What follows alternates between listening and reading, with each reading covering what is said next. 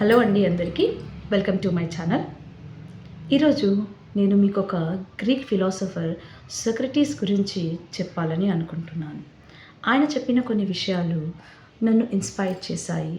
ఆ విషయాలే మీతో షేర్ చేసుకోవాలని అనుకుంటున్నాను.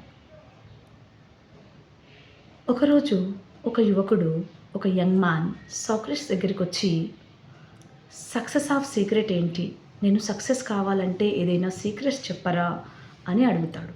అప్పుడు ఈ సోక్రటీస్ ఆ యంగ్ మ్యాన్తో ఇలా అంటాడు, ఓకే, నీకు సీక్రెట్ కావాలి కదా సక్సెస్ కావడానికి, రేపు మార్నింగ్ నది దగ్గరికి రా, నేను నీకు సీక్రెట్ చెప్తాను అని చెప్తాడు. ఆ యంగ్ మ్యాన్ చాలా హ్యాపీగా ఇంటికి వెళ్ళిపోతాడు. నెక్స్ట్ డే, ఈరోజు నాకు సీక్రెట్ తెలుస్తుంది సక్సెస్ కావడానికి అని నదీ తీరంకి వస్తాడు. అప్పుడు సోక్రటీస్ ఆ అబ్బాయితో చాలా హ్యాపీగా మాట్లాడుతూ నడుచుకుంటూ వాటర్లోకి వెళ్తుంటాడు. కొంచెం లోపలికి వెళ్ళగానే సోక్రటీస్ తనకు ఉన్న బలాన్ని ఉపయోగించి ఆ అబ్బాయిని వాటర్లోకి నొక్కేస్తాడు. ఆ అబ్బాయిని అలా నొక్కేయడంతో ఆ అబ్బాయి బయటికి రావడానికి, ఆ వాటర్ నుంచి, ఆ నీళ్ళ నుంచి బయటికి రావడానికి చాలా రకాలుగా ట్రై చేస్తాడు.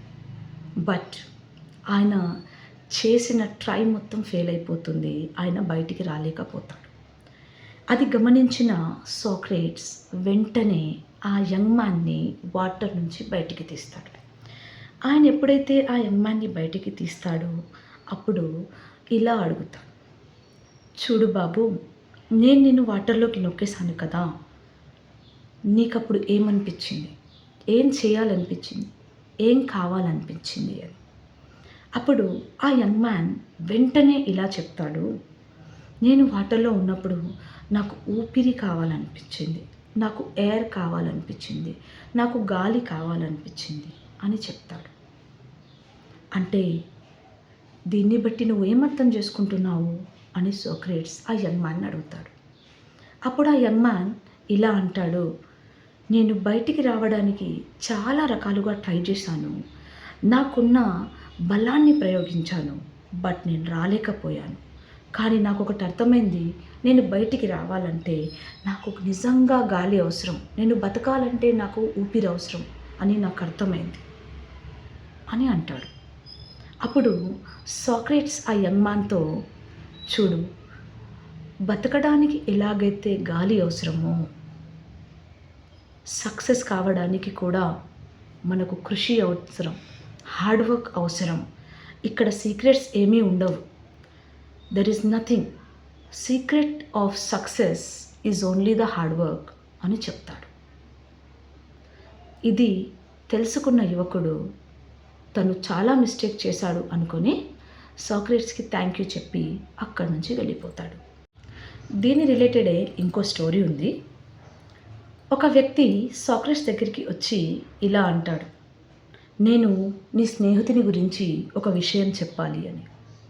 అప్పుడు సోక్రటీస్ అంటాడు, సరే, నా ఫ్రెండ్ గురించి నువ్వు ఒక విషయం చెప్పాలా, ఓకే, బట్ ముందు నేను అడిగే 3 ప్రశ్నలకు సమాధానం ఇవ్వగలవా అని. అప్పుడు ఆ ఎదుటి వ్యక్తి, సరే, మీరేం అడగాలి అని అనుకుంటున్నారు, నేను మీకు ఆన్సర్ చేస్తాను అని చెప్తాడు. అప్పుడు సోక్రటీస్ అంటాడు, నువ్వు చెప్పే విషయం ఖచ్చితంగా నిజమే అని నీకు తెలుసా? అప్పుడు ఆ ఎదుటి వ్యక్తి చెప్తాడు, ఆ ఎదుటి వ్యక్తి తల వంచుకొని చెప్తాడు, లేదు, నేను ఇది విన్నాను అని చెప్తాడు. అప్పుడు సోక్రటీస్ సెకండ్ క్వశ్చన్ అడుగుతాడు, నువ్వు చెప్పేది మంచి విషయమా కాదా అని సోక్రటీస్ అడుగుతాడు. అప్పుడు ఎదుటి వ్యక్తి చెప్తాడు, నిజానికి అది అంత మంచి విషయం కాదు అని చెప్తాడు.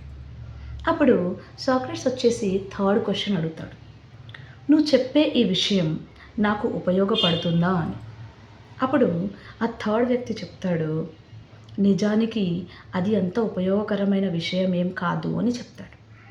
అప్పుడు సోక్రటీస్ చెప్తాడు, చూడు, నువ్వు చెప్పే విషయం నిజము కాదు, అది నాకు ఉపయోగపడేది కాదు, అది మంచి విషయము కాదు, అలాంటప్పుడు ఆ విషయాన్ని తెలుసుకొని నేనేం చేస్తాను అని చెప్తాడు. ఈ స్టోరీని బట్టి మనకేమర్థమవుతుంది? మనం మాట్లాడే ఏ మాటలైనా ఎప్పుడూ మంచిగా, ఇతరులకు ఉపయోగపడేలా, చెడు మాటలు కాకుండా ఉండాలి. మనం మాట్లాడే ప్రతి మాట అర్థమయ్యేలాగా, ఇతరులు మనకు వాల్యూ ఇచ్చేలాగా ఉండాలే తప్ప, ఇతరుల రిలేషన్స్‌ని, మన రిలేషన్స్‌ని పాడు చేసేలాగా ఉండకూడదు. ఎవరు ఏం చెప్పినా దాన్ని బ్లైండ్‌గా నమ్మి, ఇది కరెక్టే, అది కరెక్టే అని మాట్లాడడం చాలా తప్పు. మన మాటలు ఎప్పుడూ అర్థవంతంగా, మనకు ఇంపార్టెన్స్ వచ్చేలా మాత్రమే మాట్లాడాలి. ఐ హోప్ నన్ను అర్థం చేసుకుంటున్నారు, నా మాటల్ని అర్థం చేసుకుంటున్నారు అని అనుకుంటున్నాను. Thank you.